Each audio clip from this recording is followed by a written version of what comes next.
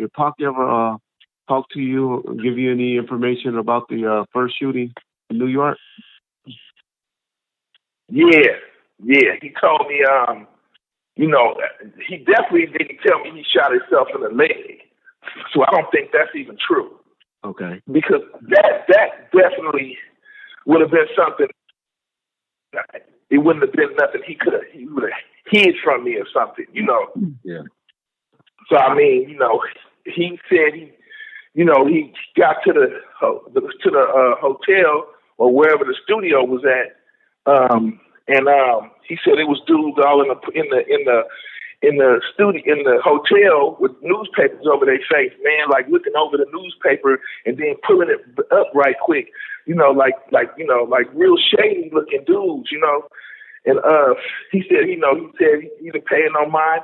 He said, but at the same time, he did just sell 6 million copies of a double CD, and usually when you walk into a room and you just sold 6 million copies of a double CD, and you walk into a room of dudes or black dudes, somebody gonna say something like, "Hey, what's up, Pac? What's happening?" He said nobody said nothing to him, so he kind of felt that was kind of weird too. You know what I'm saying? So he said he got in the elevator, him and Stretch from Live Squad, the homie from Stretch from Live Squad, Thug Life, Big Stretch. He said him and Stretch and somebody else, can't remember, got in the elevator.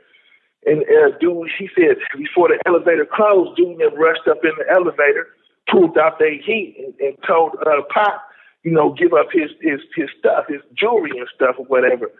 And Pac said, man, I didn't want to give up my jewelry. I didn't want to give up my stuff. I didn't want to give it up, So he said, so I grabbed the dude's gun. And he said he started struggling with the dude, and dude shot.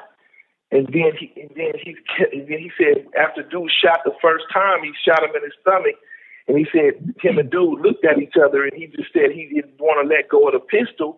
So he kept trying to, hold on to it because, dude kept busting, like shooting. He shot one more time. Pac said he kept struggling. And then he said dude shot again. The third time, he said he shot him in his nuts. And he said, man, he looked at me. He said, that's when I fell to the ground. I said, okay, I would have fell to the ground too. Yeah. So, so we both kind of smirked when he said that, Yeah. He said he shot me in the nuts. I fell to the ground. I said I would have fell too. Exactly. Yeah. And then, he said he started acting like he was dead when he fell to the ground. He said dude shot like 2 more times and said something or whatever and walked out the elevator. Yeah. And this is Pac told me, he said he waited for dude to roll out the elevator. He said he rolled over and dug in his pocket and pulled out the Swisher or the Phillies or whatever he was smoking back then, and pulled out the weed and got ready to roll up a Swiss, roll one up. And I looked at him and I'm like, he said I was gonna roll up a bloody blunt. And I was looking at him and I'm like, what was you doing that for? And he said he wanted to die high.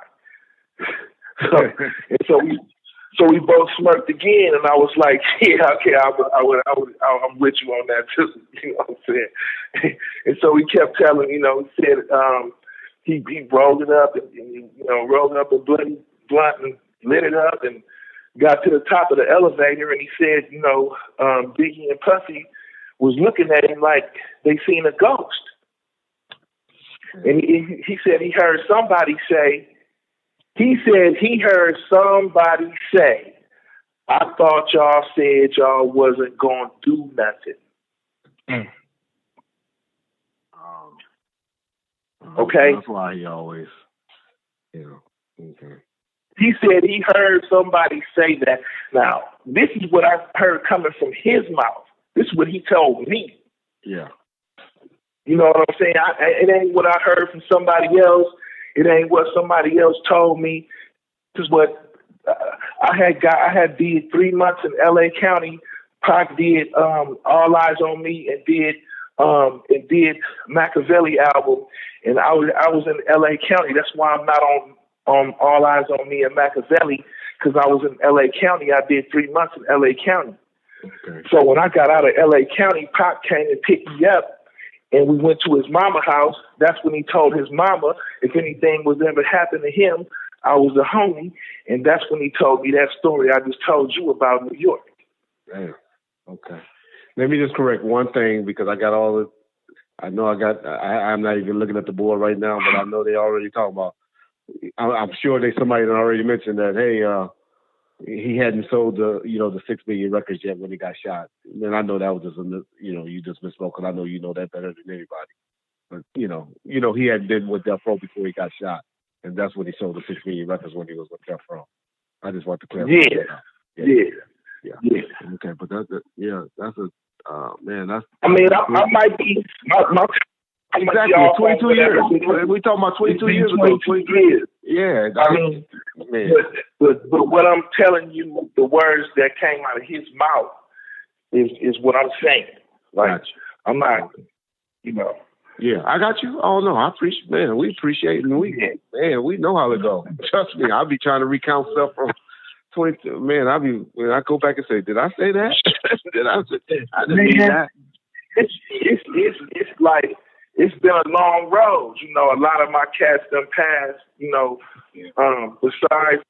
Besides Pac, MC Breed, Big Sight, even Pimp C. A lot of my friends are a lot of cats I came into this with are gone, and the disrespect from the youngsters is overwhelming.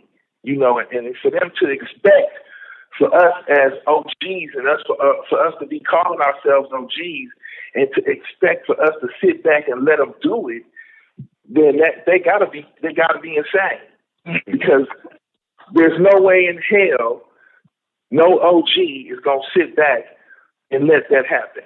Like, you can't keep quiet, especially when you've been, and I'm here to tell all the young cats, when you get older, somebody gonna come at you the same way, So I mean, it ain't gonna be, 40. I like what you said. I watched you do an interview. You said, "Hey, take the ball from us." Some of y'all have. But when you take the ball from me, then I will take the ball. You can't just walk on the court and demand the ball. Yeah. We've been balling on this court for years, homie.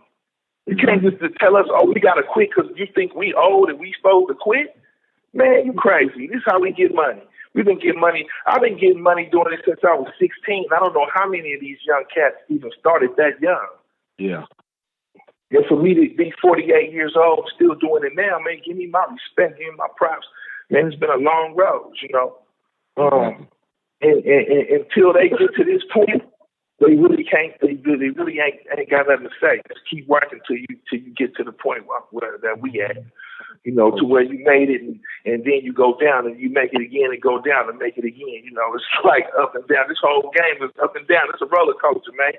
We're gonna have a new cat next year. Whoever the cat is this year, right now, it's gonna be somebody new next year. Just like it was Nicki Minaj, and then it was Cardi B. They're gonna have something new. It's gonna be a new female next year, and it's gonna be another dude next year.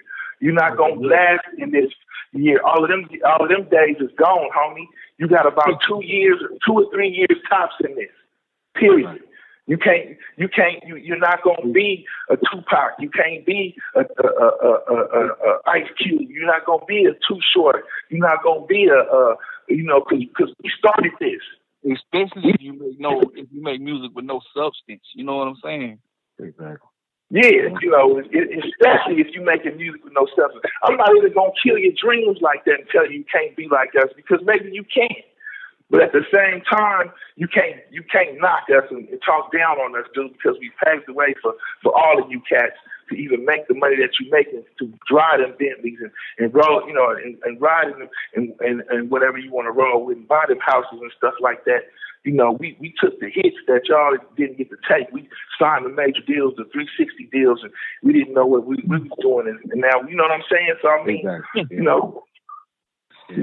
all we deserve is just a little respect. Aretha Franklin is dead, man. Can we get our respect? Respect, man. Put some respect on the name. Yeah. Put some respect on that name, man. You know what I'm saying? Exactly. Hey, could you talk about if he ever mentioned anything or talked about Stretch to you? And then if you could also mention your feelings about Biggie before and after his death. You know, just Stretch was. Go ahead. Stretch was, you know, I knew it was crazy because I knew Stretch before I knew Pac. Okay. Like I knew Stretch from Live Squad. I think after my first album or when my first album dropped, Stretch had sent me a package with some videos and stuff in there, and I was communicating with Stretch all the way through. When I first dropped my first album, I knew who Stretch was, and I asked Pac when I met him. I'm like, you know the homie Stretch? He was like, yeah, like, you know, it was crazy. So I mean, I knew Stretch before I even knew Pac. You know, so we was all homies. You know, even when we got together and kicked it, you know, we used to ride, you know, kick it right around LA, smoking all day, you know. Yeah. Okay. And then what's your feelings with, you know, about Big after his death, and then, you know, just any feelings you had about Biggie? They, you know, I don't know why they want to ask that, but they want to know about that. I think, you know, when Pac and Biggie started beefing before I even had a chance to meet Biggie, and I wish I could have met him. He was an incredible lyricist. As far as when it comes to his you know, his flows and his content, he was entertaining to listen to as an artist. You know, 5 stars in my book as far as an artist. You know, Biggie was hot. You know, can't take that from him. You know, it's just unfortunate I didn't get a chance to meet him. And you know, I heard one time where they asked him about like anybody from the Bay Area. He didn't like my music or whatever. But then I seen another interview where he said he liked the song "Trigger Got No Heart," and so I would just that maybe he was making them comments in the middle of the little beef that we was having with so hard with Pac. Yeah. You know, yeah. So I actually think he might have liked my music, but I just never got a chance to meet him before him and Pac started beefing. And I think he's a incredible artist.